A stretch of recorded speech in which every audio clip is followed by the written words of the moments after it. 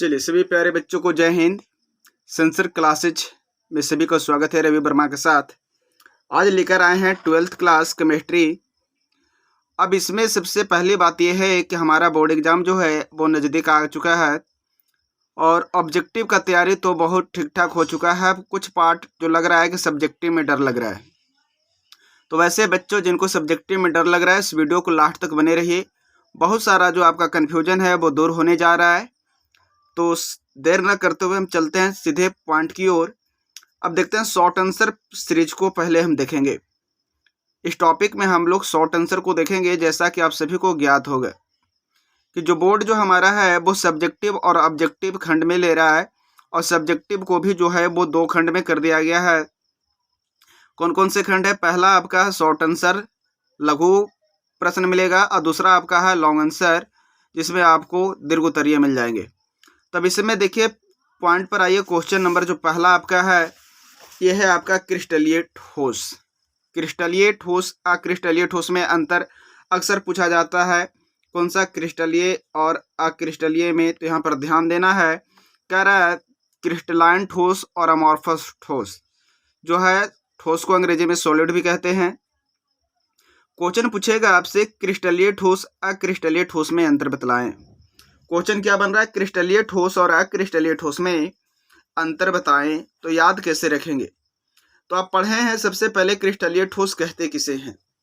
सबसे पहले जानिए क्रिस्टलीय ठोस किसे कहते हैं। तो बताया गया वैसा ठोस जो परमाणुओं, आयनों या अणुओं द्वारा निर्मित होते हैं, जिनमें दृढ़ता, रिजिडिटी तथा असंपीड्यता, इनकम्प्रेसिबिलिटी होती है, और साथ साथ में एक निश्चित ज्यामितीय आकृति का निर्माण होता है, उसे क्रिस्टलीय ठोस कहते हैं। जैसे में आपको मिलता है शर्करा, लवण, ZnCl इत्यादि, NaCl इत्यादि हो जाएगा। एक अक्रिस्टलीय दूसरा आता है अक्रिस्टलीय बेरवेदार ठोस। तो कहता है कि अक्रिस्टलीय ठोस किसे कहते हैं? तो ऐसा ठोस जिसको घटक के कण के बीच आकर्षण बल इतना अधिक होता है कि पदार्थ दृढ़ एवं ठोस रूप में रहता है, परंतु उसकी जो संरचना है, ज्योमेट्रिकल शेप जो है वो निश्चित नहीं होती है।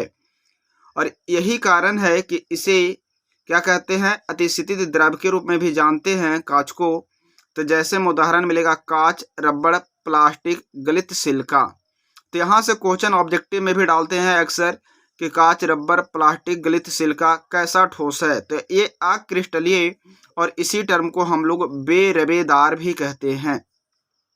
दूसरी चीज़ें अगर अंतर पूछती है तो इसमें लिखना क्या है कि क्रिस्टलीय ठोस समदैशिक होते हैं, अक्रिस्टलीय ठोस जो है विषमदैशिक होते हैं।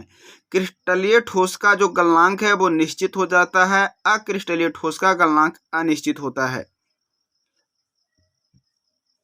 आते हैं नेक्स्ट टर्म, आपको याद रखिएगा क्वेश्चन परीक्षा में पूछ सकता है कि अध्रुवीय ठोस का उदाहरण दे। तो अध्रुवीय जब आप बतलाए थे हम कि जब एक ही तत्व के 2 परमाणुओं के बीच में जो बॉन्डिंग होती है तो वहाँ पर जो ठोस का निर्माण हो रहा है, वैसे ठोस को हम लोग अध्रुवीय, जैसे H2 के बीच में कि दोनों H2 पर जो आपका है HHP, जैसे उदाहरण ले लिया आपने H2, तो H2 पे क्या मिल गया कि यहाँ पर H एकल बॉन्ड H, तो इस दोनों पे पॉजिटिव चार्ज है। अगर Cl2 लेते हैं तो ClCl दोनों पर निगेटिव चार्ज है। तो ऐसे ठोस जो आते हैं इसके बीच में जो ऐसे बॉन्डिंग बनती है, ऐसे बॉन्डिंग को हम लोग अध्रुवीय ठोस या ध्रुवीय बंधन भी कहते हैं। दूसरा नेक्स्ट आते हैं हम लोग ध्रुवीय ठोस की ओर। तो आता है जैसे HCl आ गया, SO2 हो गया, NH3 हो गया, कि भिन्न भिन्न तत्वों के बीच में जिसमें एक धनायन और कटायन हो गए वो ध्रुवीय में हो जाएंगे।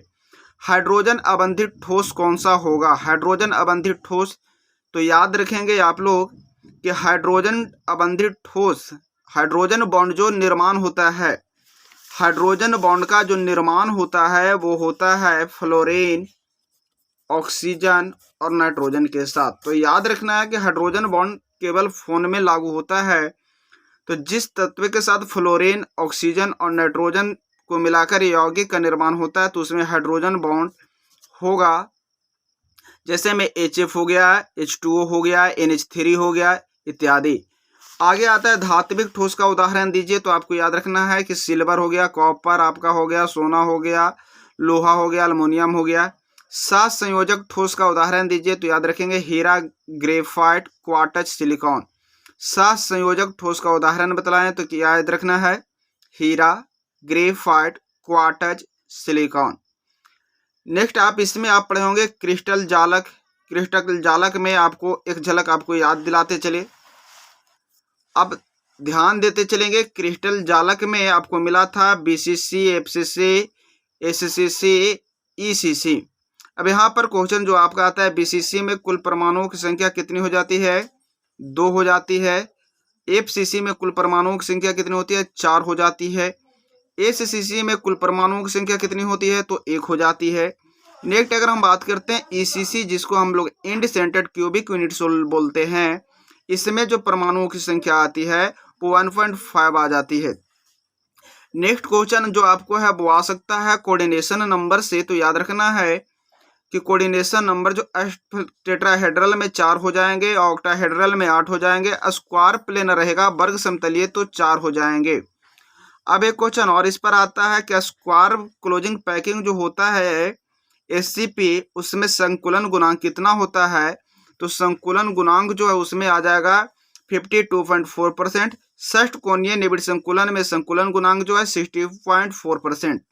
3 डायमेंशनल अगर कोई शेप दे रखा है उसमें कोऑर्डिनेशन नंबर पूछता है तो वो आ जाएगा 6।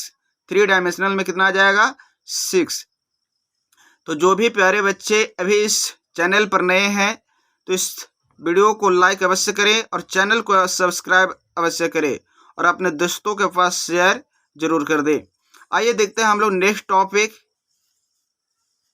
देखिए सॉलिड स्टेट से ही हम लोग का यह आगे आता है डिफेक्ट इन सॉलिड, जिसमें पढ़ना है बिंदु दोष किसे कहते हैं। तो बताया गया कि जब किसी क्रिस्टल में परमाणु या आयन जो है आदर्श व्यवस्था से विचलन हो जाता है तो उसको क्या कहते हैं? बिंदु दोष कहते हैं। इसी में टाइप्स ऑफ डिफेक्ट मिलेगा। जैसे आ गया रिक्तका दोष। रिक्तका दोष क्या है कि जब किसी जालक में कुछ जालक स्थल गायब हो जाते हैं तो जालक में एक दोष उत्पन्न होता है, उसे रिक्तका दोष कहते हैं। अब याद रखेंगे कि जैसे यहाँ पर एक +4 सोडियम है, क्लोरीन है, सोडियम है, और यहाँ से देखिए एक आपका जो आयन है वो गायब हो रखा, तो इससे जो दोष उत्पन्न हुआ इसी को बोलते हैं रिक्तका दोष, कि इसका स्थान क्या हो गया? यहाँ पर खाली हो गया। अब यहाँ पर याद रखना है आपको कि ऐसे दोष में क्या हो जाता है? घनत्व में कमी हो जाती है और दोष बनने की जो संख्या है वो कितना होगा? तो दोष बनने की संख्या जो n बराबर Ne⁻⁻² kT के रूप में होता है। अगला दोष की बात करें हम तो आता है अंतराकाशी दोष। कौन सा दोष है? अंतराकाशी दोष। कि जब किसी जालक में कुछ अवयवी कण बाहर स्थान से हटकर अंतराकाशी स्थल पर आ जाते हैं तो उसे उत्पन्न दोष को अंतराकाशी दोष कहते हैं। अर्थात कहने का हुआ कि जब किसी जालक में कोई बाहर से आयन या आपका इलेक्ट्रॉन, प्रोटॉन, कुछ भी जो कण है वो आकर बैठ जाए। जैसे यहाँ पर देखिए कि ये आपका चार्ज है, ये अदर पार्टिकल आके यहाँ पर बैठ गया, तो ऐसे दोष को हम लोग बोलते हैं अंतराकाशी दोष। नेक्स्ट आता है शॉटकी डिफेक्ट। शॉटकी दोष किसे कहते हैं? तो ये आप लोग जानते होंगे कि जब किसी क्रिस्टल में समान संख्या में धन आयन और ऋण आयन गायब हो जाते हैं तो ऐसे दोष को क्या कहते हैं? हम लोग शॉटकी दोष कहते हैं। जब किसी क्रिस्टल में समान संख्या में धन आयन और ऋण आयन गायब हो जाते हैं तो ऐसे दोष को क्या कहा जाता है? शॉटकी दोष कहा जाता है। नेक्स्ट की बात कर ले हम लोग फ्रेंकल दोष। तो फ्रेंकल दोष किसे कहते हैं? कि जब किसी क्रिस्टल में एक आयन अपने स्थान से गायब होकर के अंतराकाशी स्थल पर चले जाते हैं, कि जैसे यहाँ से ये गायब हुआ, यहाँ से गायब होकर इस स्थान पर चला आया, तो ऐसे दोष को क्या कहते हैं? फ्रेंकल दोष। क्वेश्चन पूछ सकता है आपको फ्रेंकल दोष किसमें पाए जाते हैं? याद रखेंगे जिंक सल्फाइड हो गया, AgCl हो गया, silver chloride, silver bromide, silver iodide, ये समय आपको फ्रेंकल दोष और शॉटकी दोष दोनों दोष देखने को मिलता है। चलिए आगे बढ़ते हैं हम लोग अगले क्वेश्चन की ओर। देखिए हम लोग का अगला क्वेश्चन अब आता है जो आपका है इलेक्ट्रोकेमिस्ट्री से कंडक्टर चालक। वैसे ठोस जिनकी चालकता की जो प्रास है याद रखेंगे 10⁴ से 10⁷ प्रति ओम प्रति सेंटीमीटर की होती है, वो चालक कहलाते हैं। और कुचालक है जो ऐसे फोटोर से क्या होता है कि इलेक्ट्रॉनों का प्रवाह आसानी से नहीं होता है, अर्थात जिनकी चालकता का जो प्रास है वो 10⁻⁻6 से लेकर 10⁴ प्रति ओम प्रति सेंटीमीटर के बीच होती है, उसे हम लोग क्या कहते हैं, कुचालक कहते हैं। अर्धचालक वैसे ठोस पदार्थ जिनकी चालकता 10⁻⁻6 से कितना मिल जाएगा, 10⁻4, और कुचालक का चालकता जो है 10⁻22 प्रति ओम प्रति सेंटीमीटर मिलेगा। आगे आता है अनुचुंबकीय। अनुचुंबकीय, प्रतिचुंबकीय, लौह चुंबकीय आप लोग पहले भी पढ़ चुके हो। ऐसे पदार्थ जो बाह्य चुंबकीय क्षेत्र में रखने पर कम आकर्षित होते हैं उसे अनुचुंबकीय कहते हैं, और इसी गुण को अनुचुंबकत्व भी कहते हैं। जैसे में मिल जाएगा आपको NO2Cr Amn CO2 plus COFeAtC। आगे आता है प्रतिचुंबकीय। वैसे पदार्थ जो चुंबकीय क्षेत्र में दुर्बल रूप से प्रतिकर्षित होते हैं। अगर कम आकर्षण है तो अनुचुंबकीय, पूरा विकर्षण है, आकर्षण नहीं है तो वो हो जाएगा प्रतिचुंबकीय। और यदि चुंबकीय क्षेत्र में प्रबलता के साथ आकर्षित होते हैं, जैसे किसी लोहे के पास चुंबक को ले जाओगे तो तेजी से वो आकर्षित होगा, तो ऐसे पदार्थ को लौह चुंबकत्व कहते हैं। जैसे में मिलेगा आपको आयरन, कोबाल्ट, निकेल इत्यादि। अगला आपका आता है प्रतिलौह चुंबकत्व, कहता है कि वैसे पदार्थ जो अपेक्षाकृत कम अनुचुंबकत्व प्रदर्शित करते हैं, मतलब थोड़ा थोड़ा आकर्षित होते हैं, वैसे पदार्थ को प्रतिलौह चुंबकीय भी कहते हैं। जैसे मैग्नीज ऑक्साइड, मैग्नीज डाइऑक्साइड आ जाएगा, आयरन ऑक्साइड आ जाएगा इत्यादि। चलिए अगला आपका है सॉल्यूशन से कुछ क्वेश्चन है। कहता है विलयन में पढ़े होंगे कि विलेय और विलायक मिलता है कि जब दो या दो से अधिक पदार्थ आपस में क्रिया नहीं करते हैं और ऐसे पदार्थ का जो समांगी मिश्रण होता है तो उसको हम विलयन कहते हैं। और विलयन में होता है विलेय और विलायक। विलयन में क्या होता है, विलेय और विलायक। विलेय क्या होता है, कहते हैं कि विलयन में जो कम मात्रा में उपस्थित होता है उसे विलेय कहते हैं, जो अधिक मात्रा में उपस्थित होता है उसे क्या कहते हैं, विलायक कहते हैं। नेक्स्ट क्वेश्चन हम लोग करते हैं बेड बाय बेड द्रव्यमान प्रतिशत क्या होता है, तो याद रखेंगे प्रति 100 ग्राम विलयन में, प्रति 100 ग्राम विलयन में उपस्थित विलेय के ग्राम में भार को द्रव्यमान प्रतिशत कहते हैं। प्रति 100 ग्राम विलयन में उपस्थित विलेय के 100 ग्राम में भार को क्या कहते हैं, द्रव्यमान प्रतिशत कहते हैं। अतः द्रव्यमान प्रतिशत बराबर जो होगा विलेय का भार बट्टा विलयन का भार गुने क्या हो जाएगा, 100 हो जाएगा। अगला आता है आयनन प्रतिशत, जो आपका याद रखिएगा वॉल्यूम बाय वॉल्यूम। तो कहता है विलयन के 100 भाग आयतनानुसार में विलेय के आयतनानुसार उपस्थित भाग के आयतन को आयतन प्रतिशत कहते हैं। जैसे मिलेगा आपको आयतन प्रतिशत बराबर विलेय का आयतन बट्टा विलयन का संपूर्ण आयतन गुने 100। नेक्स्ट की अगर हम बात कर लेते हैं द्रव्यमान आयतन प्रतिशत क्या है। द्रव्यमान आयतन प्रतिशत विलयन के 1000 ml में उपस्थित विलेय का द्रव्यमान विलयन का द्रव्यमान आयतन प्रतिशत कहलाता है। अतः द्रव्यमान आयतन प्रतिशत बराबर विलेय की मात्रा बट्टा विलयन का आयतन गुने 100 होता है। नेक्स्ट आता है पार्ट्स पर मिलियन ppm, जिसे हम बोलते हैं, ये क्या है इसे भी समझ चलिए। विलयन के 10⁶वें भाग में, विलयन के 10⁶वें भाग में उपस्थित विलेय के ग्राम में भार को विलयन के ppm में सांद्रता कहते हैं।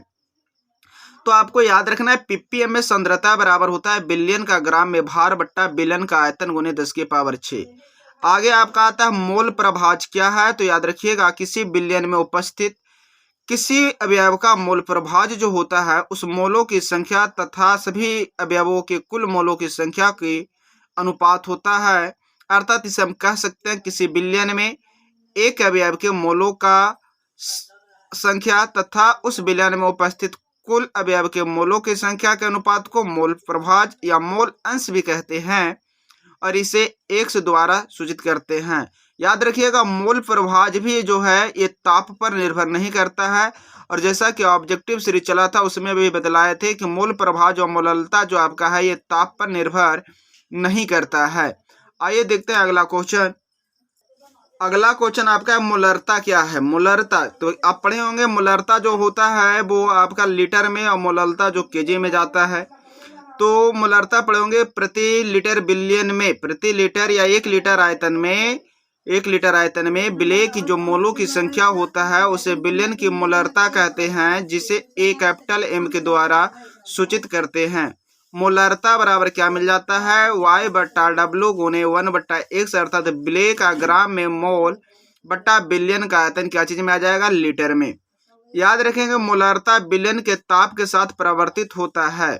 मोलरता जो है वो ताप के साथ बदल जाता है क्योंकि यह आयतन पर निर्भर करता है, और जब हम विलयन में क्या करते हैं, टेम्परेचर ताप देते हैं, तो आयतन बदलता है और आयतन जो प्रसार होने के कारण मोलरता का जो मान है वो भी बदल जाता है।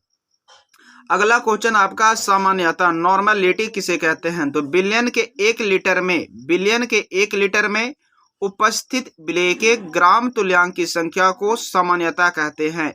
बिलियन के 1 लीटर में उपस्थित विलेय के ग्राम तुल्यांक की संख्या को सामान्यता कहते हैं और इसको n द्वारा सूचित किया जाता है और सामान्यता बराबर होता है विलेय का ग्राम में द्रव्यमान बट्टा विलेय का ग्राम समतुल्य। अब याद रखना है आपका सामान्यता जो आपका है वो मोलरता गुने मोलर द्रव्यमान बट्टा समतुल्य द्रव्यमान के बराबर होता है और जो मोलरता है वो सामान्यता गुने समतुल्य द्रव्यमान बट्टा मोलर द्रव्यमान के बराबर हो जाता है। नेक्स्ट क्वेश्चन देखिए, मोलरता ये कहता है 1000 ग्राम या 1 किलोग्राम विलायक में 1000 ग्राम या 1 किलोग्राम विलायक में उपस्थित विलेय की जो मोलों की संख्या होती है उसे मोललता कहते हैं। इसे छोटा m द्वारा सूचित करते हैं। मोललता यह जो है ताप पर निर्भर नहीं करता है। मोललता और मोल प्रभाज ताप पर निर्भर नहीं करता है। ये 2 पॉइंट को आप याद रखेंगे। आगे देखिए, प्रसरण क्या होता है, जिसे हम लोग ऑस्मोसिस भी कहते हैं। अब याद रखना है आपको कि बिलियन के अणुओं का अर्धपरागम्य झिल्ली के द्वारा विलायक से बिलियन की ओर प्रवाह को हम लोग क्या कहते हैं, प्रसरण कहते हैं। बिलियन के अणुओं का अर्धपरागम्य झिल्ली द्वारा विलायक से बिलियन की ओर प्रवाह को क्या कहते हैं, प्रसरण कहते हैं। प्रसारणी दाब क्या होता है? अगला क्वेश्चन है आपका, प्रसारणी दाब से क्या समझते हैं? याद रखें, किसी विलायक के अर्धपरागम्य झिल्ली द्वारा विलयन से अलग रखा जाए तो प्रसरण को रोकने के लिए आवश्यक न्यूनतम यांत्रिकी दाब लगता है, जिसे उस विलयन का प्रसारणी दाब कहते हैं। क्या कह रहा है प्रसारणी दाब? किसी विलायक को अर्धपरागम्य झिल्ली द्वारा विलयन से अलग रखा जाए तो परमाणु को रोकने के लिए आवश्यक न्यूनतम आंतरिकी दाब को उस विलयन का प्रसारणी दाब कहते हैं। अगला क्वेश्चन आपका इम्पोर्टेंट जो है, वांट ऑफ गुणांक। ये आप पढ़े होंगे कि विलयन में सामान्य तथा प्रेक्षित मोलर द्रव्यमान का जो है अनुपात वो वांट ऑफ गुणांक कहता है। आगे कहता है हेनरी का नियम क्या है? हेनरी का नियम, अगला क्वेश्चन आपका है हेनरी का नियम। पढ़े होंगे आप कि यह नियम द्रव में गैसीय पदार्थ के विलेयता के लिए दिया गया है। क्या बतलाया गया कि इस नियम में स्थिर ताप पर, याद रखेंगे हेनरी का नियम, स्थिर ताप पर द्रव्य पदार्थ में गैसीय पदार्थ की विलेयता स्थिर ताप पर द्रव्य पदार्थ में गैसीय पदार्थ की विलेयता उस पर लगाए गए दाब के समानुपाती होता है, जिसे हेनरी का नियम कहते हैं। आगे देखिए वाष्प दाब। अगला क्वेश्चन है आपका वाष्प दाब। किसी बंद बर्तन की दीवार पर वाष्प के द्वारा लगने वाले दाब को वाष्प दाब कहते हैं। याद रखिएगा कि यदि ताप को बढ़ा दिया जाए तो वाष्प दाब पर क्या प्रभाव पड़ेगा? यदि ताप को बढ़ा दिया जाए तो वाष्प दाब बढ़ जाता है। अगला क्वेश्चन बना सकता है आपसे कि क्षेत्रफल को बढ़ा दिया जाए तो वाष्प दाब क्या होता है? तो क्षेत्रफल को बढ़ाने से भी वाष्प दाब बढ़ जाता है। अगला क्वेश्चन बना सकता है आपको अंतराण्विक बल बढ़ने से वाष्प दाब पर क्या प्रभाव पड़ता है? तो अंतराण्विक बल बढ़ने से भी वाष्प दाब क्या होता है? घट जाता है। आइए देखते हैं अगला क्वेश्चन। नेक्स्ट क्वेश्चन है वाष्प दाब में अवनमन। वाष्प दाब में अवनमन क्या होता है कि जब किसी विलायक में अवाष्पशील विलेय पदार्थ मिलाते हैं तो उसके वाष्प दाब में कमी उत्पन्न होती है, जिसे वाष्प दाब में अवनमन कहते हैं। वाष्प दाब में अवनमन के लिए रॉबल का नियम क्या होता है? तो याद रखेंगे, जब किसी विलायक में अवाष्पशील विलेय पदार्थ मिलाते हैं तो आपेक्षिक वाष्प दाब में अवनमन विलेय पदार्थ के मोल प्रभाज के बराबर होता है, जिसे वाष्प दाब में अवनमन के लिए रॉबल का नियम कहते हैं। नेक्स्ट क्वेश्चन आपका आता है क्वथनांक में उन्नयन। याद रखेंगे क्वेश्चन है क्वथनांक में उन्नयन से क्या समझते हैं? क्वथनांक में उन्नयन के लिए रॉबल के नियम को लिखे। तो याद रखेंगे कि जब किसी विलायक में अवाष्पशील विलेय पदार्थ मिलाते हैं तो उसके क्वथनांक में वृद्धि हो जाती है। जिसे क्वथनांक में उन्नयन कहते हैं। और इसी के लिए रॉबल ने बतलाए थे कि क्वथनांक में जो उन्नयन है वो बिलियन के मोललता के समानुपाती होता है। अगला आपका क्वेश्चन है हिमांक में अवनमन। हिमांक में अवनमन, तो हिमांक में अवनमन क्या होता है, जिसको बोलते हैं हम लोग डिप्रेशन इन फ्रीजिंग पॉइंट। याद रखना, जब किसी विलायक में अबाष्पशील विलेय पदार्थ मिलाते हैं तो हिमांक में कमी उत्पन्न होता है, जिसे हिमांक में अवनमन कहते हैं। अर्थात कमी का मतलब अवनमन हो रहा है और वृद्धि का मतलब उन्नयन होता है। अब याद रखेंगे, जब किसी विलायक में अबाष्पशील विलेय पदार्थ मिलाते हैं तो हिमांक में कमी होता है, जिसे हिमांक में अवनमन कहते हैं। और रॉबल ने बतलाया कि जब किसी विलायक में अबाष्पशील विलेय पदार्थ मिलाते हैं तो उसके हिमांक में कमी उत्पन्न होता है, जो विलयन के मोललता के समानुपाती होता है, जिसे रॉबल का नियम कहते हैं। आइए देखते हैं अगला क्वेश्चन, वैद्युत अपघट्य।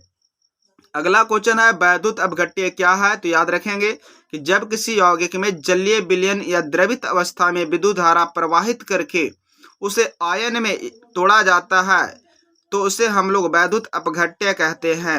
अब आपसे क्वेश्चन पूछ सकता है फैराडे के वैद्युत अपघटन नियम को लिखिए, तो याद होगा फैराडे ने वैद्युत अपघटन के लिए दो नियम दिए थे। एक था एम डायरेक्टली प्रोपोर्शनल क्यू और दूसरा था m1/m2 बराबर E1/A2। क्या है प्रथम नियम, जो समझिए कि वैद्युत अपघटन की क्रिया में, फैराडे का प्रथम नियम क्या है, वैद्युत अपघटन की क्रिया में इलेक्ट्रोड पर जमा होने वाले पदार्थ की मात्रा, वैद्युत अपघटन की क्रिया में इलेक्ट्रोड पर जमा होने वाले पदार्थ की मात्रा उसमें प्रवाहित विद्युत धारा के परिमाण के समानुपाती होता है, जिसे हम लोग प्रथम नियम कहते हैं। दूसरा नियम बतलाए फैराडे ने कि जब श्रेणी क्रम में संयोजित दो या दो से अधिक सेलों से जब सामान्य विद्युत धारा प्रवाहित की जाती है तो इलेक्ट्रोड पर जमा होने वाले पदार्थ का जो मात्रा है वो तुल्यांकी भार के समानुपाती होता है। अतः ई समानुपाती जेड जो हो गया है वो द्वितीय नियम। अगला क्वेश्चन आता है विशिष्ट चालकत्व किसे कहते हैं, तो याद रखेंगे विशिष्ट प्रतिरोध के व्युत्क्रम को विशिष्ट चालकत्व कहते हैं। विशिष्ट प्रतिरोध के व्युत्क्रम को विशिष्ट चालकत्व कहते हैं। इसे कप्पा द्वारा सूचित किया जाता है और कप्पा का जो मात्रक आता है प्रति ओम प्रति सेंटीमीटर बराबर साइमन बन जाता है।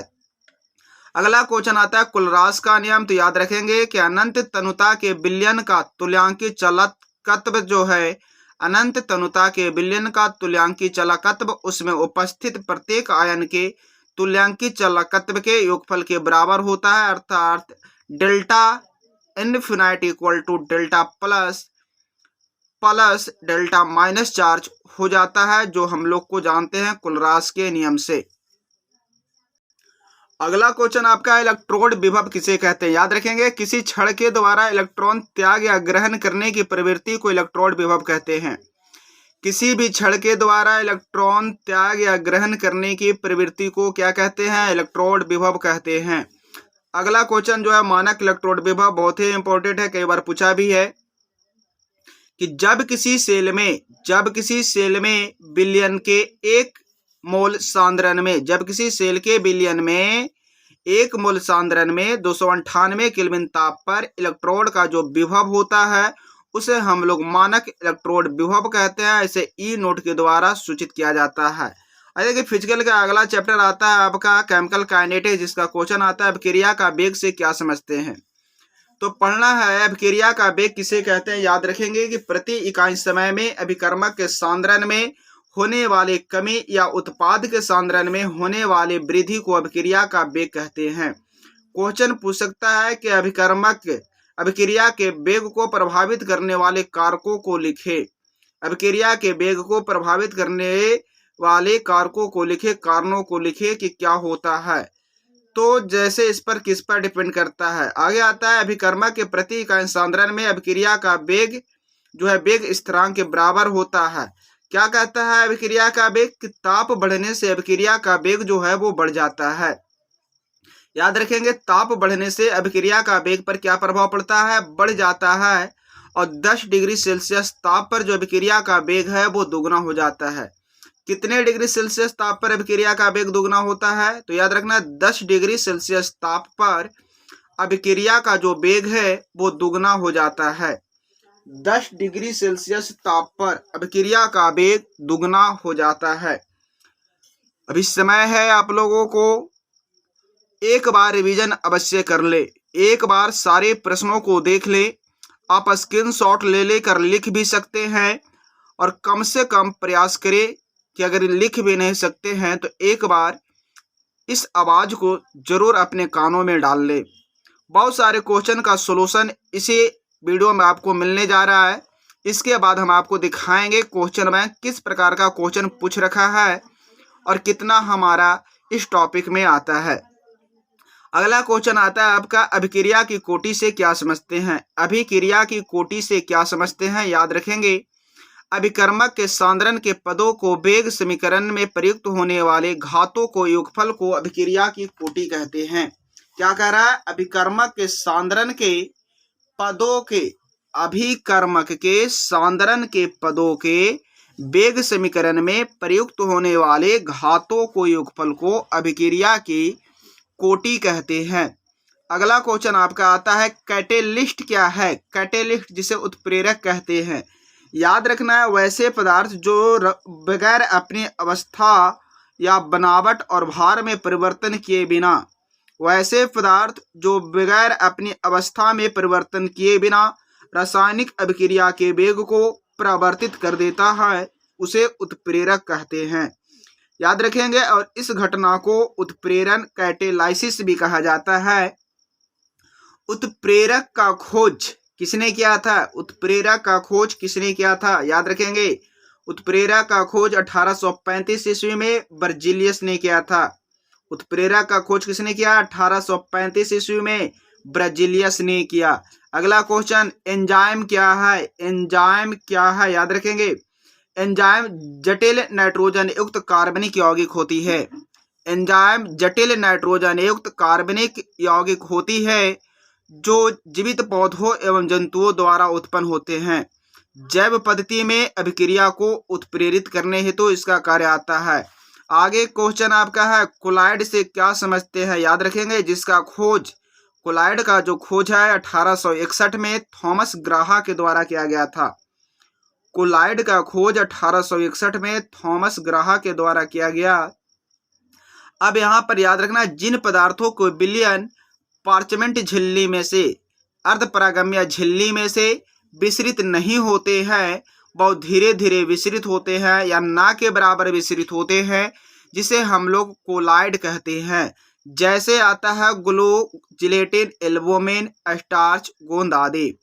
अगला क्वेश्चन आता है, निलंबन से क्या समझते हैं? निलंबन, तो जब विलेखन, जैसे में आपका बालू, चूर्णित कांच विलायक में मिलाकर विषमांगी विलयन बनाते हैं तो उसे निलंबन कहते हैं। और निलंबन कणों का जो आकार है, याद रखेंगे, 10⁻⁷ मीटर से 100 नैनोमीटर के बीच होती है। निलंबन का उदाहरण है जैसे जल में बालू, जल में मिट्टी। आगे आता है कोलाइडे विलयन, कहता है जिस अवस्था में कणों का आकार जो है 10 एंगस्ट्रम से 1000 एंगस्ट्रम या 10⁻⁻9 मीटर से 10⁻⁷ मीटर या 10⁻⁷ सेंटीमीटर से 10⁻⁵ सेंटीमीटर के बीच होती है, उसे हम लोग कोलाइडे विलयन कहते हैं। अगला क्वेश्चन आपका आता है, अपोहन, डायलिसिस क्या होती है? याद रखेंगे, उपयुक्त झिल्ली के द्वारा विसरण की क्रिया से कोलाइडे विलयन में घुलित पदार्थ को अलग करने की विधि को हम लोग डायलिसिस अपोहन कहते हैं। अगला क्वेश्चन है, टिंडल प्रभाव। याद रखेंगे कि कोलाइडी कणों द्वारा या सॉल कणों के द्वारा प्रकाश के प्रकीर्णन की घटना को हम लोग टिंडल प्रभाव कहते हैं। 2 नंबर में पूछेगा तो लिखना होगा कि जब किसी कोलाइडी कणों से प्रकाश पुंज को गुजारा जाता है तो प्रकाश की किरणें प्रकीर्णित होने लगती है, जिस घटना को टिंडल प्रभाव कहते हैं। अगला क्वेश्चन आपका आता है, ब्राउनियन गति क्या है? ब्राउनियन गति याद रखेंगे, जिसका खोज रॉबर्ट ब्राउन ने 1827 ईस्वी में किया था। ब्राउनियन गति का खोज 1827 में रॉबर्ट ब्राउन ने किया था। याद रखेंगे कुलाइडी कणों की निरंतर और तीव्र जिगजैग गति को, कुलाइडी कणों की निरंतर और तीव्र जिगजैग गति को ब्राउनियन गति कहते हैं। जैसे मक्खी का जो गति होती है, जो यादृच्छिक गति होती है, वो ब्राउनियन गति की जैसी होती है। अगला क्वेश्चन आपका आता है स्कंदन या उर्नन किसे कहते हैं? कोगुलेशन या फ्लोकुलेशन बोलते हैं, स्कंदन या उर्नन। कुलाइडी विलयन के बड़े आकार वाले कण को समुचित द्रव्यमान में परिवर्तन करना स्कंदन या अवक्षेपण या उर्नन कहलाता है। कुलाइडी विलयन के बड़े आकार वाले कणों को समुचित द्रव्यमान में परिवर्तित करना है स्कंदन या अवक्षेपण कहलाता है। अगला आता है स्वर्ण संख्या, इससे भी क्वेश्चन आ सकते हैं, याद रखेंगे गोल्ड नंबर से क्वेश्चन। ये सब्जेक्टिव पार्ट, सारे क्वेश्चन तो सब्जेक्टिव में नहीं पूछेंगे, बहुत सारे क्वेश्चन इससे आपको ऑब्जेक्टिव में डाले जाएंगे। स्वर्ण संख्या क्या है याद रखेंगे, जिसका खोज सिगमोंडी ने 1901 ईस्वी में किया था। स्वर्ण संख्या गोल्ड नंबर का जो खोज है सिगमोंडी ने 1901 ईस्वी में किया था। गोल्ड नंबर क्या होता है? किसी संरक्षित कोलाइड की वह मात्रा जो 100 ml, किसी संरक्षित कोलाइड की वह मात्रा जो 100 ml या कहीं कहीं आपको देता है 10 ml परमाणु में गोल्ड सॉल्ट को 10% नमक के घोल के 1 ml द्वारा स्कंदन होने से रोकती है, तो वो गोल्ड नंबर स्वर्ण संख्या कहलाती है। अब यहाँ पर याद रखना है कि सबसे कम जो है गोल्ड नंबर वो जिलेटिन का 0.005 से लेकर 0.01 तक होता है। जिलेटिन का गोल्ड नंबर 0.005 से 0.01 होता है। हीमोग्लोबिन का जो है 0.1 से 0.01 होता है। गम अरेबिक 0.15 से 0.26। सबसे ज़्यादा गोल्ड नंबर स्टार्च का 20 से 25 होता है। अगला क्वेश्चन आपका पायस इमल्सन, तो याद रखिएगा इमल्सन वह कोलाइडी तंत्र जिसमें प्रक्षेपित प्रवस्था तथा प्रक्षेपण माध्यम दोनों द्रव होते हैं, क्या कहलाते हैं? पायस कहलाते हैं। वह कोलाइडी तंत्र जिसमें प्रक्षेपित प्रवस्था तथा प्रक्षेपण माध्यम दोनों द्रव होते हैं, क्या कहलाते हैं? पायस कहलाते हैं। जैसे द्रव में ठोस सॉल बनेगा, द्रव में द्रव पायस बनेगा, ठोस में द्रव जेल बनेगा, गैस में ठोस एरोसोल बनेगा, द्रव में गैस फोम बनेगा, ठोस में गैस ठोस सॉल बनेगा।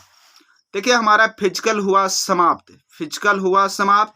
अब हाफ आवर में फिजिकल का पार्ट कवर कर चुके हैं। अब आगे हम इनऑर्गेनिक के पार्ट पे। तो मेरे प्यारे बच्चों, जो भी इस वीडियो को देख रहे हैं अपने दोस्तों के पास शेयर अवश्य कर दे, ताकि उनको केमिस्ट्री में जो नंबर है वो बम होते रहे। याद रखेंगे अगला क्वेश्चन आता है खनिज किसे कहते हैं? खनिज मतलब कि वैसे पदार्थ जो खानों से निकाले जा रहे हैं और जिसकी निश्चित रासायनिक संगठन होती है वो खनिज कहलाता है। क्या कहा जा रहा है कि संयुक्त अवस्था में पाए जाने वाली धातु जो खानों से निकाली जाती है और जिनकी निश्चित रासायनिक संगठन होती है खनिज कहलाती है। याद हो गया आपको? संयुक्त अवस्था में पाए जाने वाली धातु जिनकी निश्चित रासायनिक संगठन होती है क्या कहलाती है? खनिज कहलाती है। अगला है ओर्स किसे कहते हैं? अयस्क किसे कहते हैं? याद रखिए अयस्क बहुत ही इंपॉर्टेंट क्वेश्चन है। वैसे धातुएं जो धनिक खनिज जिनसे धातुओं का निष्कर्षण जो है आसानी से और कम खर्च में किया जा सके उसे खनिज कहते हैं। वे खनिज जिससे धातुओं का निष्कर्षण, वैसे खनिज जिससे धातुओं का निष्कर्षण कम खर्च में आसानी पूर्वक की जा सके उसे क्या कहते हैं? उसे खनिज कहते हैं। अगला आता है आपका मेटलर्जी धातु कर्म किसे कहते हैं? याद रखेंगे अयस्कों से शुद्ध धातु प्राप्त करने की क्रिया को धातु कर्म कहते हैं। अयस्कों से शुद्ध धातु प्राप्त करने की क्रिया को क्या कहते हैं? धातु कर्म कहते हैं। अगला आता है अयस्कों का सांद्रण आप पढ़े होंगे कि अयस्क में उपस्थित अशुद्धियों को हटाने की क्रिया को अयस्कों का सांद्रण कहते हैं। अयस्क में उपस्थित अशुद्धियों को हटाने की क्रिया को अयस्कों का सांद्रण कहते हैं। जैसे आता है हाथ से चुनकर गुरुत्वीय पृथक्करण के द्वारा, चुंबकीय पृथक्करण के द्वारा, झाग प्लवन के द्वारा, द्रवीकरण के द्वारा। अगला आता है जारण या भर्जन। जारण या भर्जन याद रखेंगे, सांद्रित अयस्क को द्रवण बिंदु के नीचे, सांद्रित अयस्क को द्रवण बिंदु के नीचे वायु की उपस्थिति में गर्म करने के विधि को जारण या भर्जन कहते हैं। इसी को रोस्टिंग भी कहते हैं। अगला आता है निस्तापन, कि सांद्रित अयस्कों को वायु की उपस्थिति में गर्म करने की विधि को क्या कहते हैं? निस्तापन कहते हैं। सांद्रित अयस्कों को वायु की अनुपस्थिति में गर्म करने की क्रिया को निस्तापन कहते हैं। अगला है आपका क्वेश्चन गैंग। अयस्क में उपस्थित अशुद्धियों को गैंग कहते हैं। अयस्कों में उपस्थित अशुद्धियों को क्या कहते हैं? गैंग कहते हैं। फ्लक्स किसे कहते हैं? अयस्क में उपस्थित अशुद्धियों को दूर करने के लिए बाहर से मिलाए गए पदार्थ को फ्लक्स कहते हैं। अयस्क में उपस्थित अशुद्धियों को दूर करने के लिए बाहर से मिलाए गए पदार्थ को फ्लक्स कहते हैं, याद रहेगा आपको। और गैंग प्लस फ्लक्स मिलकर स्लैग धातु मल का निर्माण करते हैं। अगला क्वेश्चन आपका आता है स्लैग। स्लैग जो आपका धातु मल बन रहा है, अयस्क में उपस्थित अशुद्धियों को साथ फ्लक्स मिलाकर एक द्रवणशील हल्के पदार्थ का निर्माण करते हैं, जिसे स्लैग कहा जाता है। क्या कहते हैं? स्लैग। आगे अगला क्वेश्चन है आपका डबल साल्ट किसे कहते हैं? वैसा योगात्मक यौगिक जो दो सरल लवणों से मिलकर तैयार होता है और जिसका जलीय विलयन का रवाकरण जलीय विलयन में अपने सभी अवयवी आयनों में टूट जाते हैं, द्विक लवण कहलाते हैं। वैसे योगात्मक यौगिक जो दो सरल लवणों से मिलकर बनता है लेकिन जल में घुलने पर उसके आयन अलग अलग हो जाते हैं, उसे द्विक लवण कहते हैं। आगे कहता है कॉम्प्लेक्स कंपाउंड या कॉम्प्लेक्स आयन, संकुल आयन क्या है? वैसा कहता है कि वैद्युत आवेशित मूलक जिसमें केंद्रीय धातु परमाणु या धनायन उदासीन परमाणु आयन या दोनों बंधित होता है। अर्थात वैसे योगात्मक यौगिक जो दो सरल लवणों से तो दो या दो से अधिक सरल लवणों से मिलकर बनता है लेकिन जल में घुलने पर उसके अवयवी आयन नहीं टूटते हैं, उसे कॉम्प्लेक्स कंपाउंड कहते हैं। अब इसी में बतलाए थे हम कि ब्रैकेट के पहले लिखा जाता है वो सेंट्रल मेटल एटम होता है, केंद्रीय परमाणु, जिसी को हम लोग धातु परमाणु या धातु आयन कहते हैं। कहता है कि धातु परमाणु या धातु आयन जो निश्चित संख्या में आयन समूह के साथ संयोजित होकर निश्चित ज्यामितीय आकृति का निर्माण करता है, उसे संकुल आयन कहते हैं या केंद्रीय धातु परमाणु आयन कहते हैं। अगला क्वेश्चन आता है लिगेंड। लिगेंड को जो इसमें आपको बताया थे कि सहवाला बन गया था कि संकुल आयन में केंद्रीय धातु परमाणु या आयन के साथ संयोजित उदासीन अणु या ऋणायन या धनायन को लिगेंड कहते हैं, जिसमें एक दंती भी होते हैं, जैसे fluorine, chlorine, bromine, H2O, NH3, CnNO2OH जो है एक दाता परमाणु जो एक इलेक्ट्रॉनों को दान करता है उसे एक दंती, जो दो इलेक्ट्रॉन को दान करता है द्विदंती। आप लोग गाना सुने होंगे, एक दंत महादंत जय गणेश देवा, एक दंत महादंत जय गणेश देवा। चलिए, गला खराब है, टेंशन नहीं लेने का। अगला आता है आपका उदासीन लिगेंड। याद रखेंगे उदासीन लिगेंड जिस पे जो आवेश है वो शून्य होती है। उदासीन लिगेंड पे आवेश क्या होती है? शून्य होती है। क्या बतलाएं? उदासीन लिगेंड पे आवेश क्या होता है? शून्य होता है। जैसे मिलेगा आपको H2O, NH3CO, NO, C6H5N जिसे हम लोग पिरिडीन के नाम से भी जानते हैं। जैसे फ्लोरो, क्लोरो, ब्रोमो, आयोडो, साइनो हो गया, थाओसाइनेटो हो गया, आइसोसाइनेटो हो गया, हाइड्रोक्सो हो गया, नाइट्रोटो हो गया, नाइट्रेटो हो गया, एसीटेटो हो गया, इस पे जो है निगेटिव ऋणायन होते हैं। कटायन में हो गया नाइट्रोसियम, ब्रोमियम, नाइट्रोनियम।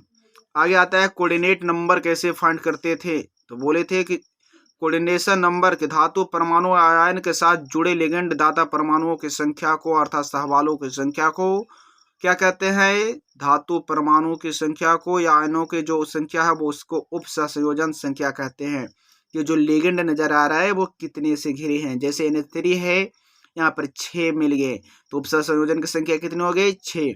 जो इधर निगेटिव चार्ज था उसको काउंटर आयन कहते हैं। इधर जो आपका आ गया इसके बाहर एक कटायन बन गया था ऑक्सीडेशन आपको बतलाए थे, किसी जटिल यौगिक में केंद्रीय परमाणु पर जो औपचारिक आवेश होता है उसी को हम लोग क्या कहते हैं, ऑक्सीकरण संख्या, कि उस पर कितना चार्ज है, +2 चार्ज है कि ±2 चार्ज है।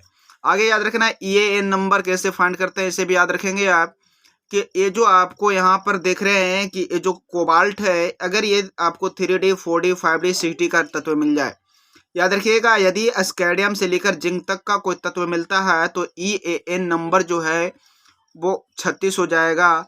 यदि ये आपको 4D सीरीज में मिलता है तो वो 54 हो जाएगा। अगर 5D सीरीज में ये मिलता है तो वो 86 हो जाएगा। इस बात को आप याद रखेंगे। आ जाइए आगे क्वेश्चन।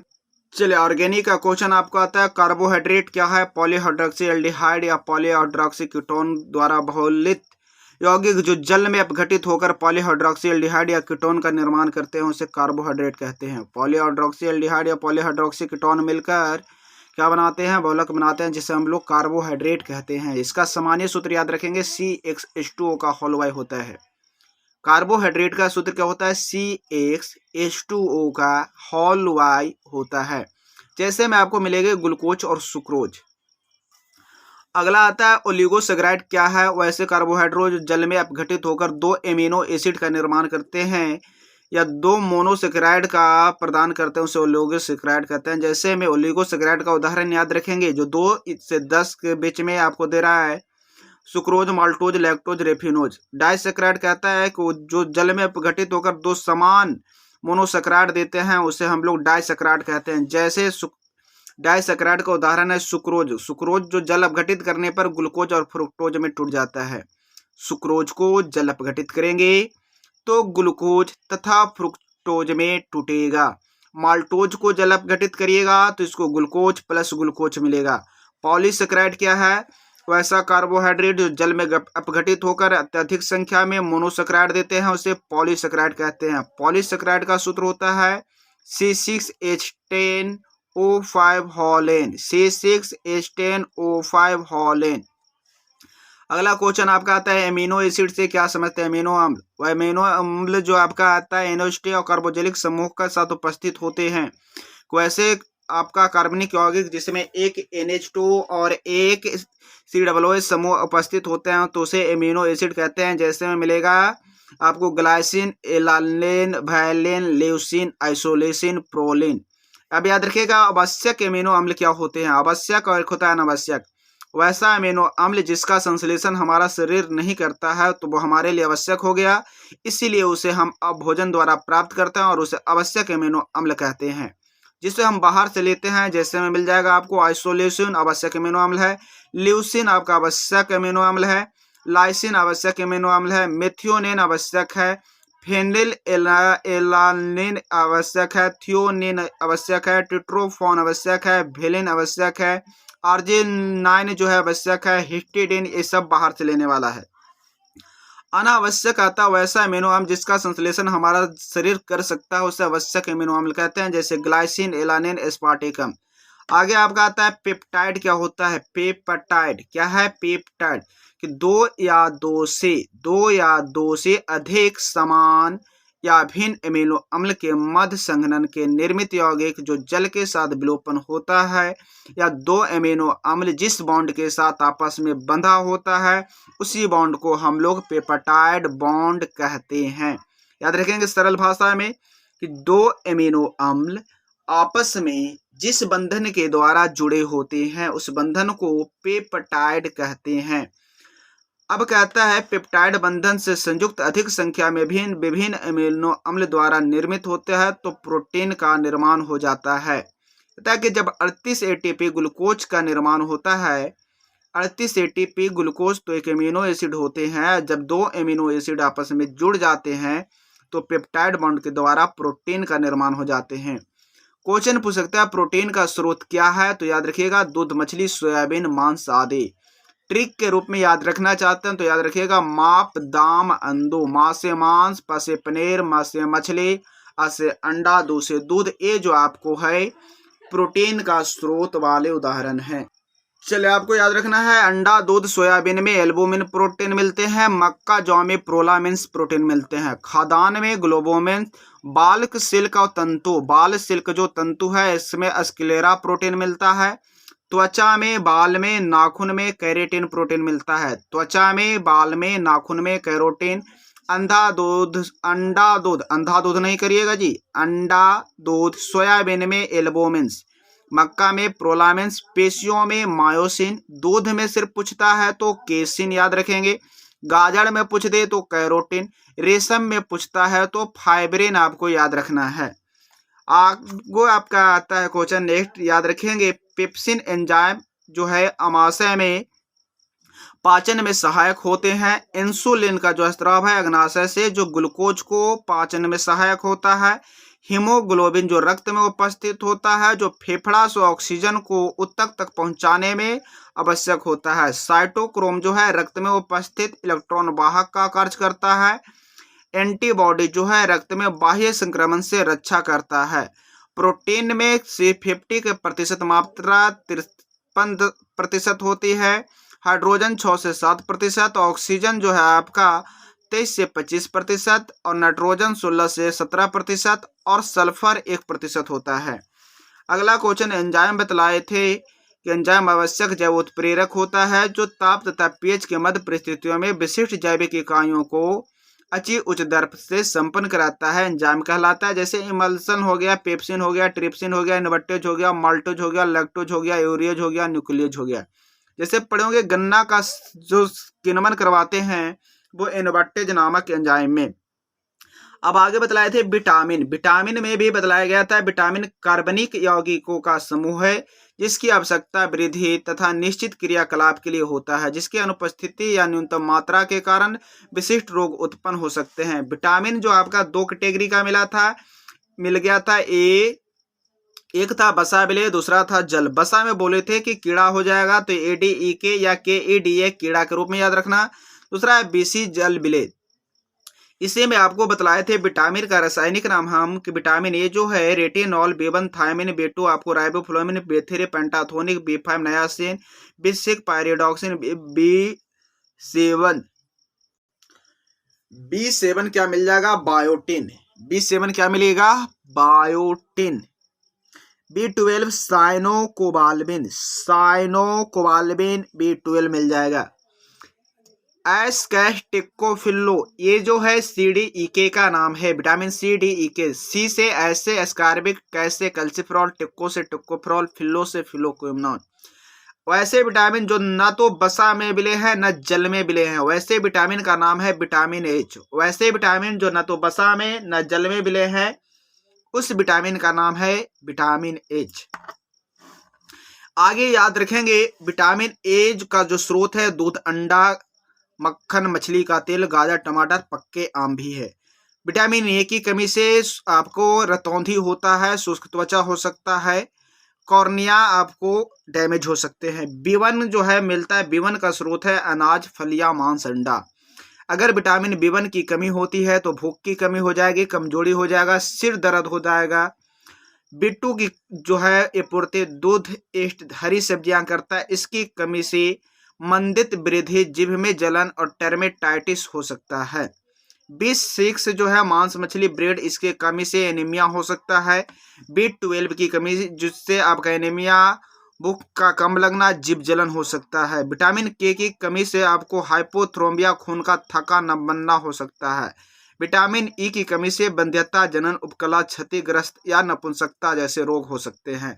आइए देखते हैं आगे क्वेश्चन, एक बार आप स्क्रीनशॉट लेकर इसे पढ़ भी सकते हैं। देखिए कुछ पॉलीमर से भी है, जैसे ताप सुघट्य बतलाया गया तो वैसे बॉल जिसे गर्म करने पर मुलायम, ठंडा करने पर कठोर या गुण हमेशा उपस्थित होता है उसे ताप सुघट्य कहते हैं। वैसा बाहुला जिसे गर्म करने पर मुलायम, ठंडा करने पर कठोर या गुण हमेशा उपस्थित होता है उसे ताप सुघट्य। जैसे में मिलता है polythene, PVC, Teflon, polythene, PVC और टेफ्लॉन। आगे आता है थर्मोसेटिंग पॉलीमर, ताप दृढ़ बहुलक, याद रखेंगे वैसे बहुलक जिसे गर्म करने पर मुलायम तथा ठंडा करने पर कठोर हो जाते हैं।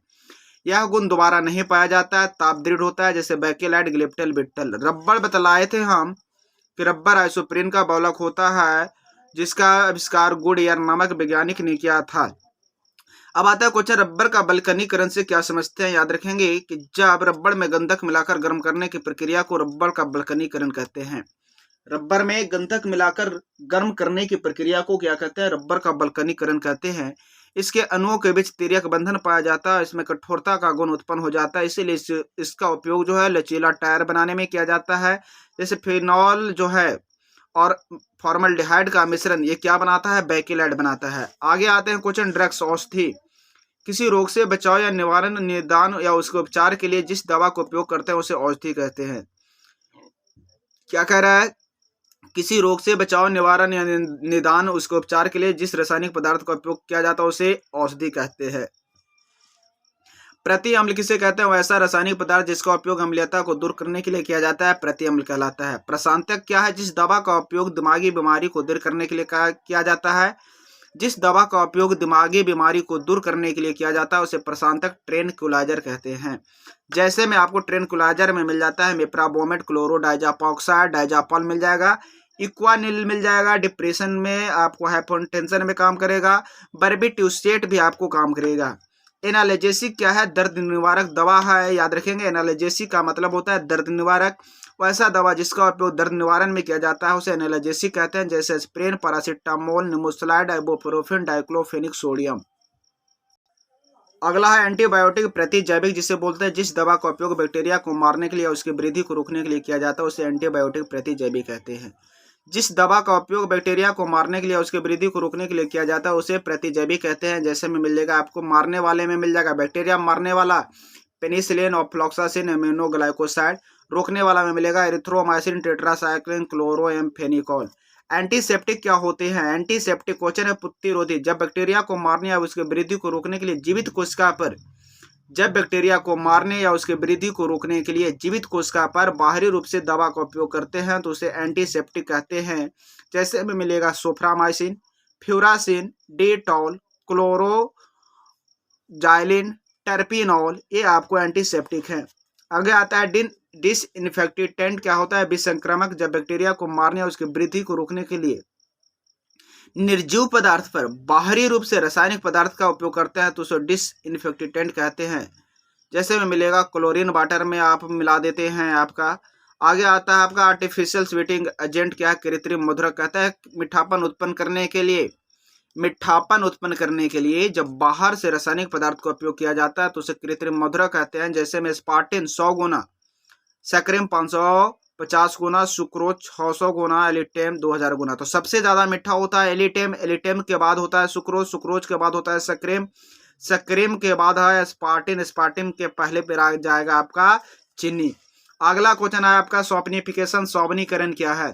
उच्च वसा अम्ल तथा क्षार की अभिक्रिया के पश्चात साबुन बनाने की क्रिया को साबुनीकरण कहते हैं।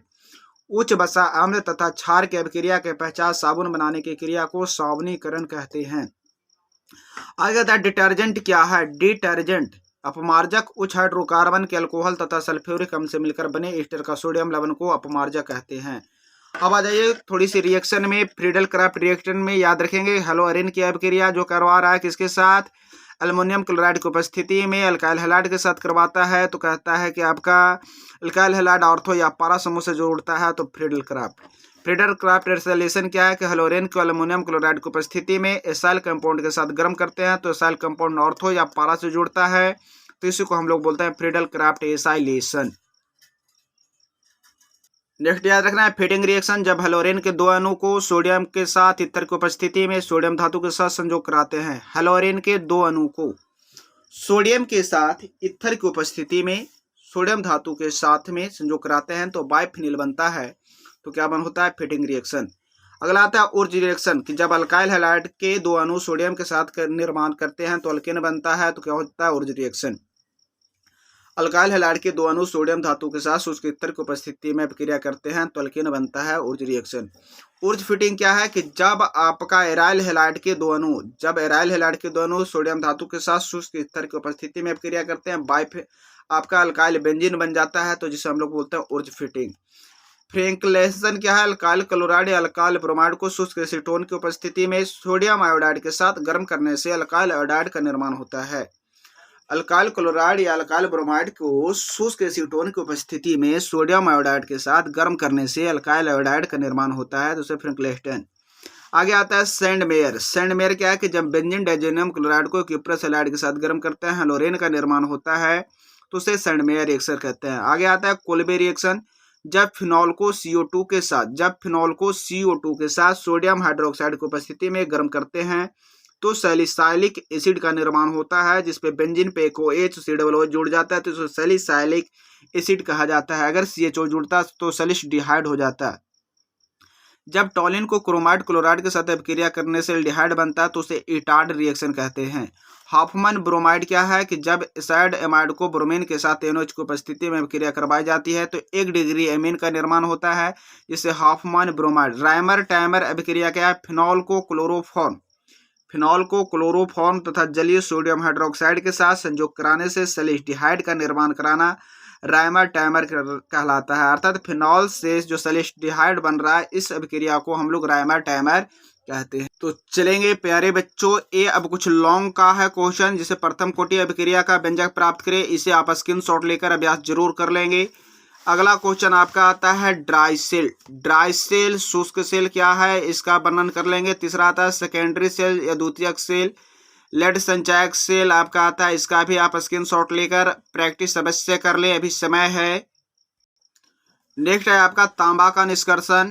तांबा का निष्कर्षण, इसको स्क्रीनशॉट लेकर आप क्या कर ले, एक बार रिवीजन अवश्य कर ले।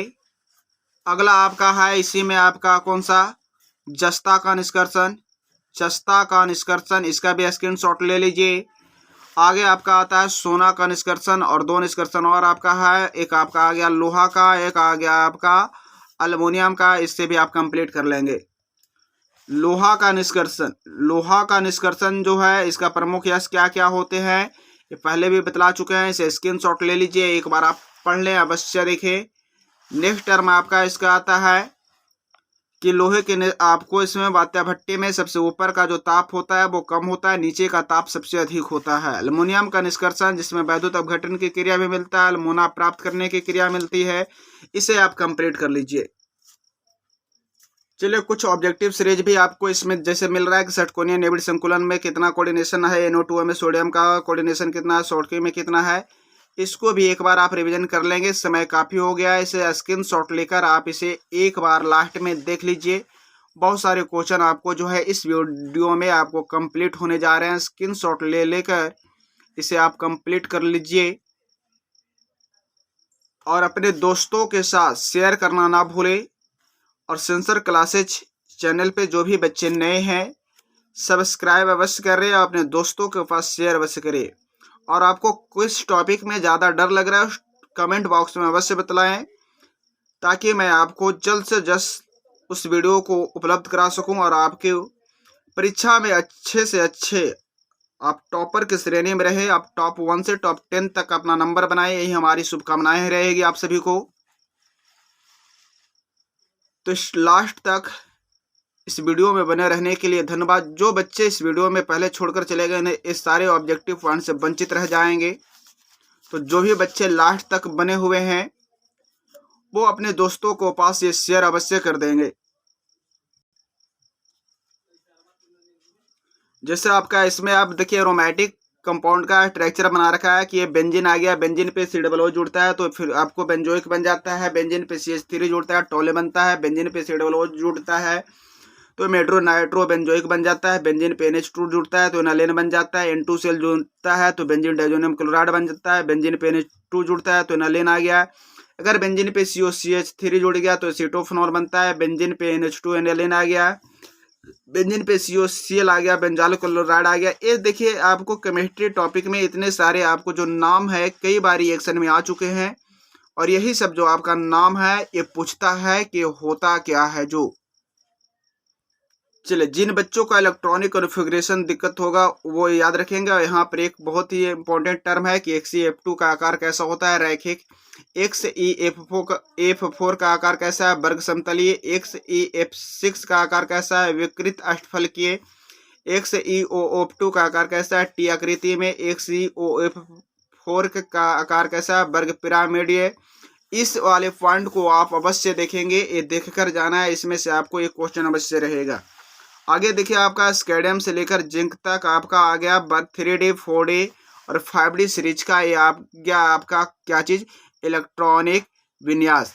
ये अब याद रखना है 3D1 का जो है कलर आपको दे दिया कि 3D1 का अगर कोई कंपाउंड है तो गहरा बैंगनी होगा, 3D2 में जाता है तो हरा होगा, D3 में है तो बैंगनी, D4 आपका है बैंगनी, D5 हल्का गुलाबी, D7 हरा रंग में है, D8 हरा रंग में है, D9 में एलिमेंट अगर है तो नीला रंग में, D9 में नीला रंग में, D10 है तो वो रंगहीन हो जाता है। जैसा आपको क्वेश्चन मिलता है कि DD संक्रमण रंगीन होते हैं क्यों, तो वहाँ पर क्वेश्चन अगर और डिप में जा सकता है तो पूछ देगा कि ये किस कलर में होंगे, हरा होंगे, लाल होंगे, बैंगनी होंगे, गुलाबी होंगे। जिन बच्चों को फंक्शनल ग्रुप में दिक्कत है उसका इधर IUPAC नेम, प्रीफिक्स, सफिक्स और दे रखा है, यहाँ से भी क्वेश्चन उठते हैं। एक सीरीज और इस पर लेकर आते हैं, दूसरे सीरीज में आपकी जितने भी कठिनाइयां हैं ये दूर हो जाएगी। तो प्लेलिस्ट में जाकर आपके पास टाइम है 2 घंटे 3 घंटे, इस वीडियो को अवश्य देखें। देखिए आपका यस्क जो है, यस्को का नाम दे रखा है कि कौन सा आपका ऑक्साइड है, कौन सा आपका सल्फाइड है, कौन हेमेटाइट का यस्क है, कौन सल्फेट का है, कौन आपका सल्फाइड का है, कौन लोहा का यस्क है, कौन तांबा का यस्क है, कौन तांबा का यस्क बन रहा है, कौन जिंक का यस्क बन रहा है, कौन आपका रोल्ड गोल्ड है, जर्मन सिल्वर क्या है, ब्रॉन्ज क्या है, ब्रॉन्ज क्या है, एल्युमिनियम क्या है, ड्यूरामिल क्या है, मैग्नीशियम क्या है। इस टर्म को आप क्या रखेंगे, याद रखेंगे। अंत तक बने रहने के लिए सभी प्यारे बच्चों को धन्यवाद। आप परीक्षा में टॉप करें, हमारी शुभकामनाएं हैं। जय हिंद, जय भारत।